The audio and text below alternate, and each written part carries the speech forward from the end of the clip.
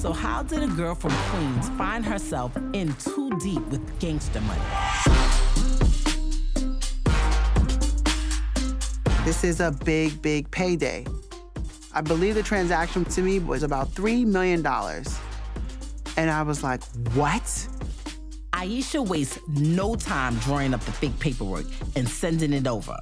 The $3 million fee is wired to her from the client. But there's just one problem. The money goes missing in the transfer. I hit the refresh button. It's swirling, it's swirling, it's swirling. The swirling stops and there's no money. And the Russian client thinks Aisha has something to do with its disappearance. My account is completely shut down, saying funds are temporarily unavailable. These were people connected to the Russian mafia. I get a phone call with a very strong Russian accent. You owe me millions of dollars. You got a few minutes to show me proof that you didn't get this money or we're gonna have a problem.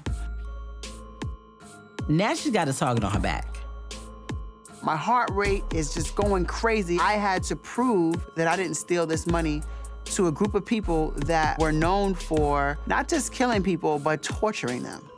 People who have that kind of money don't just take their money going missing lightly.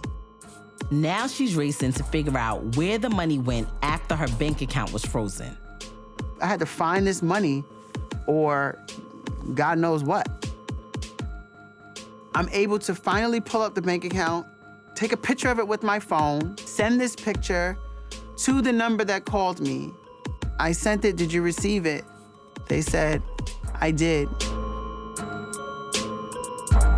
Enjoy your coffee.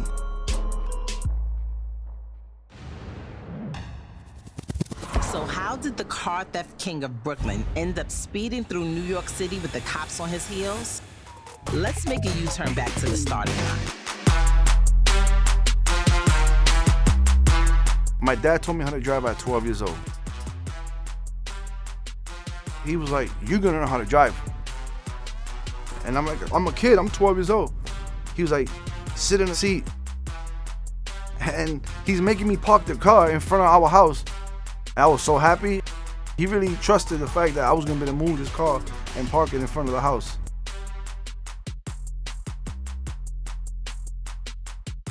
I feel like that was like the initiation of, here, you're gonna be a man now. This is what you're gonna do. The first car I ever took was a '82 Toyota Corolla. I had someone take me to go pick up the car. He was more like my lookout. We roam around the neighborhood and we seen the car. I looked up and down every corner, make sure that there was no police. It was like 10 o'clock in the morning and I had a wasted key. Fun fact, here's a quick lesson on shady automotives. A wasted key is actually an old key with the teeth worn down. You can use that to open and start any older car with the same make. Put the key in the ignition, started up like it was mine.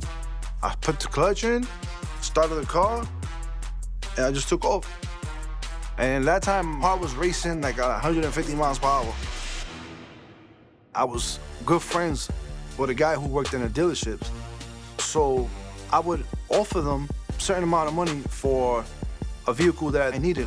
Like if I needed an Escalade, I would find out who's running the dealership, and bluntly, I will offer them money for the keys to that truck. I will ask them, what's it gonna take for me to own that vehicle? And you look the other way. Will was now the master of negotiations. Some guys only make $200, $300 in a day of work. So me coming in and I offer you $3,000, it'll be like, okay, I'll leave the cars open and the key's gonna be in the cup holder.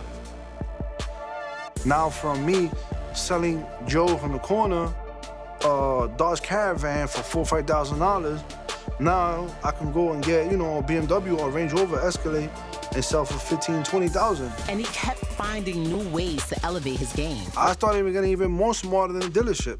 I made custom uniforms and I had the same logos made for whatever dealership I was gonna go into. So when Will's crew rolled up to the dealership in their mechanics' uniforms, no one even questioned them. I walk into a dealership and I act like I work there. I open the car, take the car out. I started developing a relationship with guys that worked in the dealership, that I was able to get the key codes for the car keys. I had a good friend of mine who was a locksmith, and type in this key on your machine and it will cut it to match that door lock on that car to open. So now, I'm not stealing a car because I got a key to the cars. How did a once promising student end up in the full-blown chaos of a raid in the dead of the night?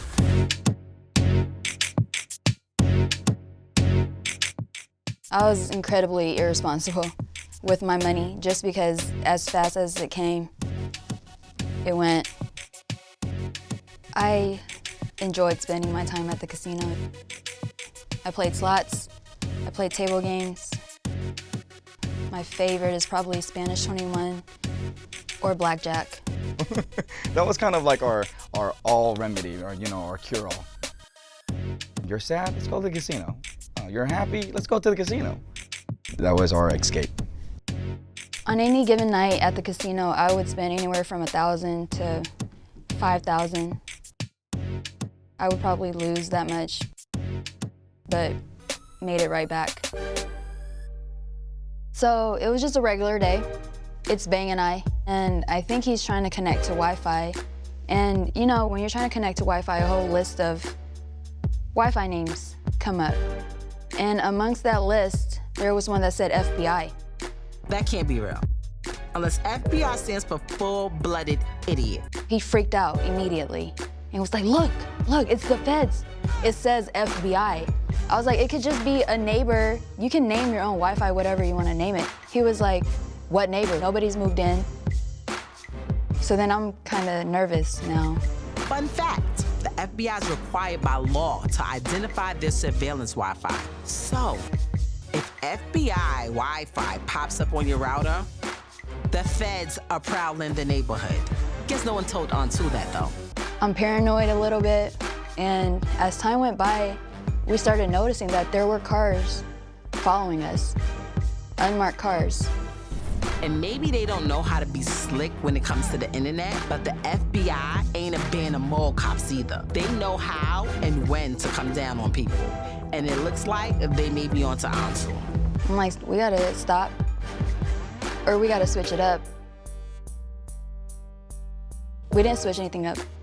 We kept going. I think we wanted to, but we were in so deep, there was no stopping. Because there were still bills. Baby needed to eat still.